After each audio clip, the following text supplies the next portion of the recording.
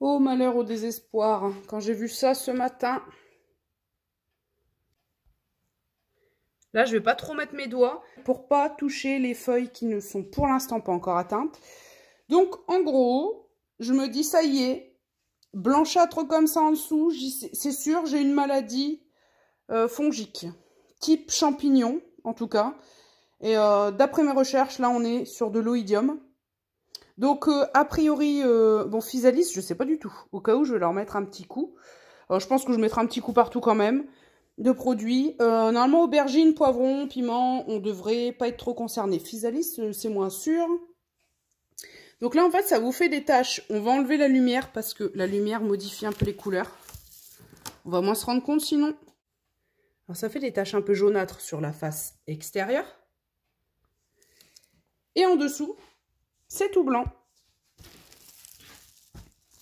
Ou du moins, il y a des taches blanches. Les pires, c'est quand même rose de Berne. Donc déjà, problème de champignons ou du type, il faut que l'air circule. Il faut aérer un peu tout ça. Donc ma structure pour capter le plus de lumière possible. Tant pis, là, on doit enlever. Ensuite, il faut que je vous parle d'un truc. Vous voyez, ça c'est mes pieds de tomates cerises. J'avais remarqué un phénomène. C'est que ce pied-là, la semaine dernière, en fin de semaine dernière, il a perdu sa première rangée de vraies feuilles. Et qu'est-ce que j'ai vu hier soir? Celui-ci s'apprête à faire la même chose. Elles jaunissent. En fait, c'est le pied qui décide de s'en séparer. Je m'étais faite brièvement la réflexion, quand le premier pied avait perdu ses feuilles, est-ce que le pied n'essaie pas de lutter contre une maladie, contre quelque chose, et se sépare volontairement de ses feuilles? Parce que souvent, c'est ça. Hein. En fait, c'est une réaction. Le pied, il réagit comme il peut. Et l'un de ses seuls moyens de défense, c'est de sectionner ses propres feuilles. Souvent, c'est celles du bas hein, qui sont touchées en premier. Souvent, pas toujours. Par exemple, l'alternariose, c'est pareil.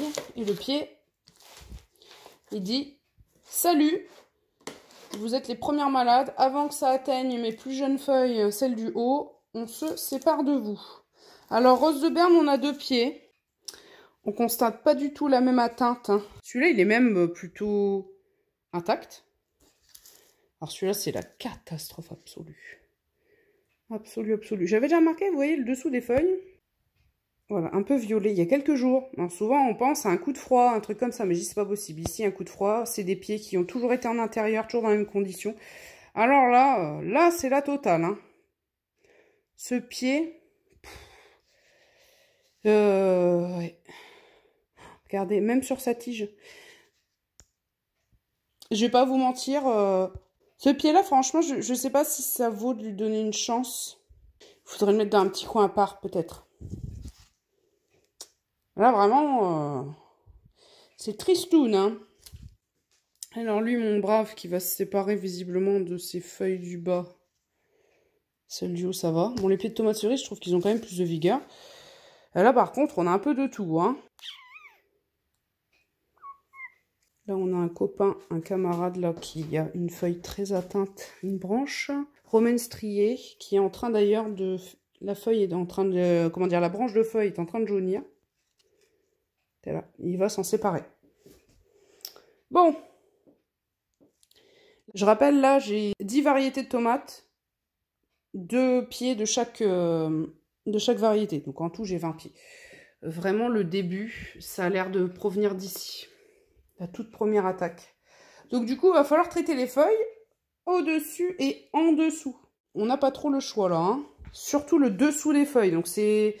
je vais vous mettre la recette après. Les traitements qu'on fait en extérieur, par exemple sur les cucurbitacées, en fin de saison, etc. C'est la même chose. Le même traitement, sauf qu'en extérieur, le traitement il est délavé par les pluies, bien souvent. Donc c'est pas évident d'avoir un résultat optimal. Là on est en intérieur, le produit sera pas délavé. Peut-être que ça a fonctionné. Toutes les feuilles malades, ça va dedans et je brûle tout. Tout ira au feu. Donc déjà, regardez, pareil là. En train de... Voilà, c'est tombé tout seul. Ça, c'est la plante qui s'en débarrasse, qui a senti une attaque et qui se débarrasse des feuilles. C'est pas évident. Hein. Idéalement, il faudrait un peu espacer les pieds, mais mon espace est assez limité, puis ça me servait de coupelle pour les arrosages. Tant pis, je vais enlever le bac. Et puis, je vais essayer d'espacer un peu les pieds. Hein. Je ne pourrais pas les espacer énormément, mais un peu quand même. Alors, vous voyez, c'est pour vous donner un exemple bien précis. Vous pouvez avoir, en premier symptôme, les feuilles qui se recroquevillent un peu, plus une coloration un peu rougeâtre. Et après, dans les jours qui suivent, vous voyez des petites zones blanches. Ça, c'est le sport des champignons. Par exemple, ce pied-là, il a l'air tout à fait sain sur toutes ses feuilles. Là, j'ai enlevé que les cotylédons. Et quand vous regardez en dessous, la première rangée de vraies feuilles, les feuilles commencent à prendre une coloration violette. Je coupe les cotylédons. Les cotylédons, c'est les premières feuilles qu'une plantule fait. Ce sont entre guillemets des fausses feuilles. Hein. Vous voyez qu'elles n'ont jamais la forme des feuilles définitives. Enfin, définitives. Les vraies feuilles de la plante. Donc ça, je les enlève. Plus la rangée du bas. À part cette variété-là où vraiment les plants ils sont un peu petits encore, j'ai coupé que les grosses feuilles au bout des premières tiges. Sinon, je coupe les cotylédons et puis les premières feuilles, premières tiges qui se sont formées. Et après, sur les plus grandes, éventuellement les feuilles comme là, qui sont aussi atteintes. Bon, voilà. Alors, il y a eu l'étape où il faut tailler, parce qu'il y a des feuilles atteintes un peu partout, plus ou moins selon les pieds. Il a fallu tailler tout ce qui devait être taillé. Espacer le plus possible les pieds. Alors la taille, ça permet aussi une meilleure aération. Hein.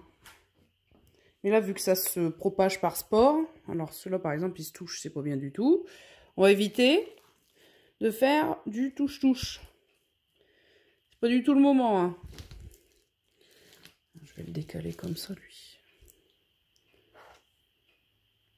Allez. Hop, bouge l'étiquette et puis c'est bien. Donc je fais gaffe quand même parce que il n'y a qu'un pot sur deux qui a le nom de la variété. Hein. Donc j'ai mis, par exemple, ces deux-là, c'est la même variété. Ces deux-là, c'est les mêmes. Voilà. Celui-là, je sais pas ce qu'il a. Il nous fait une dépression profonde. Il est aussi déprimé que moi, apparemment. Pas trop dressé. Je lui mets un petite tige, là. Bon.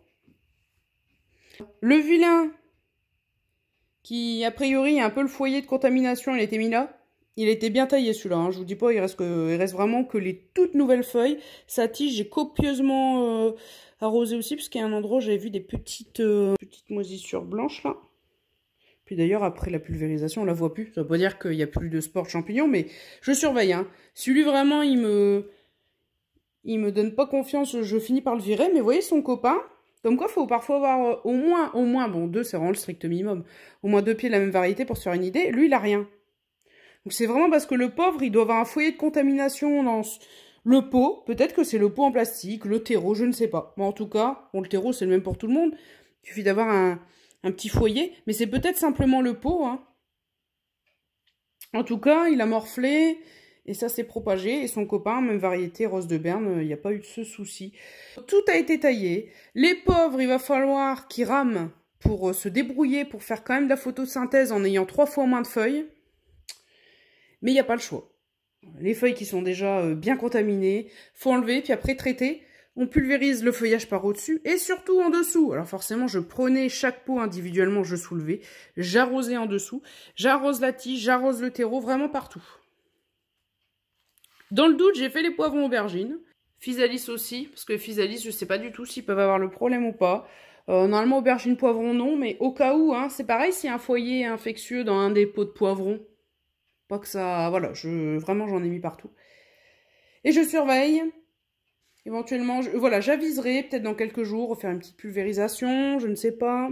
Il y a des variétés qui ont naturellement les feuilles un peu tournées. Mais si je vois voilà, comme là, une coloration un peu violette au bout, c'est vraiment sous surveillance. Hein.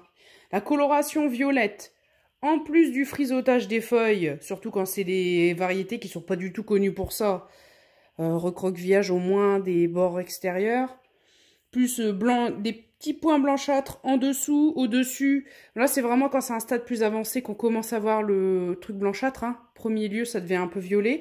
Et puis ensuite, au-dessus des feuilles, ça fait aussi des petits piquetis jaunes, ou du moins vert pâle dans le vert. C'est pas forcément comme les courges courgettes, où là, il y a un voile blanc, y compris au-dessus. Là, ça se présente peut-être un peu différemment pour les tomates, mais en tout cas, vaut mieux réagir vite, puis là, on va croiser les doigts.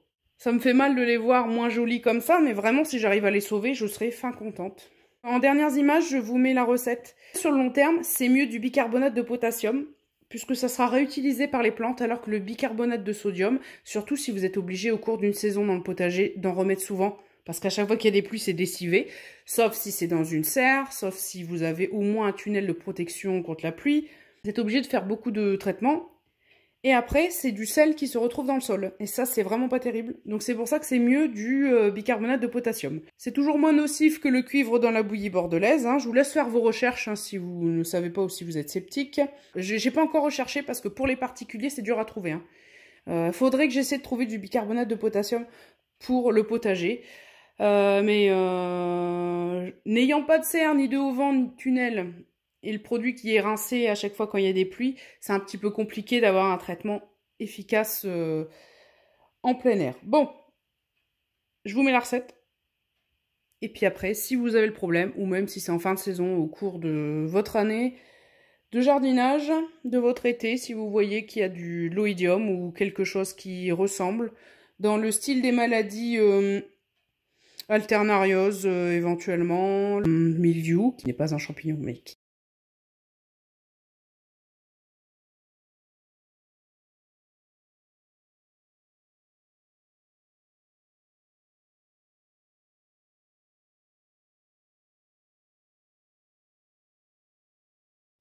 Nous voici pour la recette.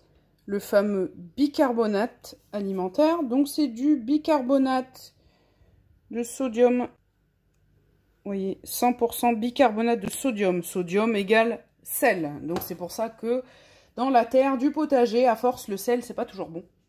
En soi, c'est pas, voilà, c'est pas une substance toxique, mais saler la terre de son potager, c'est jamais une super idée. Donc ça, c'est point négatif. C'est pour ça que le bicarbonate de potassium, qui à terme est assimilé par le sol, les plantes et tout, c'est mieux. Mais plus dur à trouver. Et je vous avoue, faut que je fasse des recherches, je ne l'ai pas encore fait. Donc pour la recette. Donc là, en intérieur, sur vos semis, ou une fois de temps en temps, c'est pas grave du tout. Il vous faut 5 grammes de bicarbonate. Donc ça correspond aussi à peu près, si vous voulez pas mesurer qu'une balance, à une cuillère à café. Et ça sera pour 1 litre de traitement. Par exemple, dans mon vaporisateur, c'est 750 ml, mon vapo. Hein. Donc du coup, je mets pas autant, je mets un petit peu moins du coup. Un quart en moins. Ensuite, si vous n'avez pas de savon noir, vous mettez du liquide vaisselle. Simplement.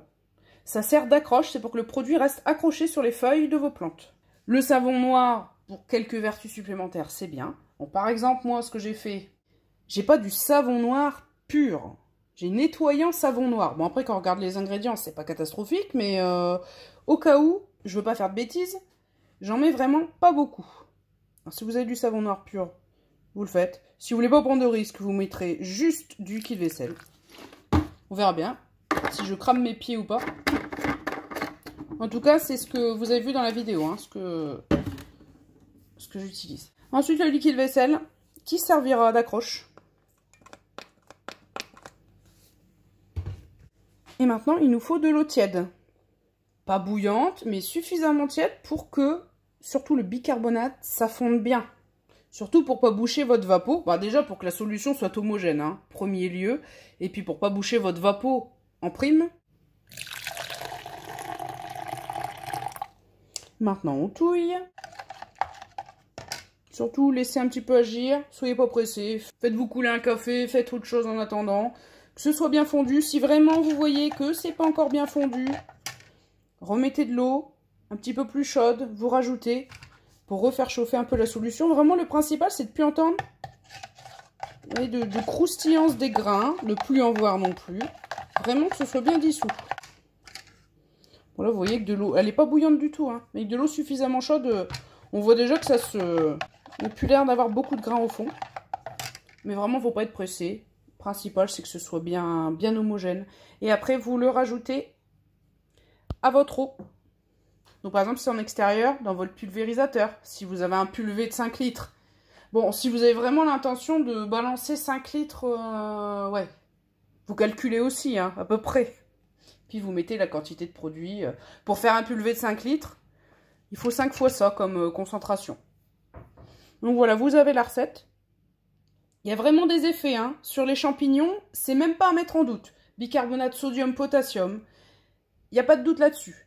Le tout, c'est de savoir si l'ensemble des paramètres est réuni pour que ça puisse vous aider à enrayer le problème suffisamment. Déjà selon le champignon, selon les circonstances. Comme là, c'est des semis d'intérieur, ça ne sera pas lavé par les pluies. Si j'ai bien éliminé le maximum des feuilles les plus atteintes, bien pulvérisées partout, il y a peut-être des chances que je m'en sorte, vous voyez. En extérieur, c'est déjà plus dur. Puis si c'est le mildiou, c'est juste pour gagner du temps. Ou l'oïdium de fin de saison sur vos courges, courgettes, tout ça. C'est vraiment plus pour gagner du temps.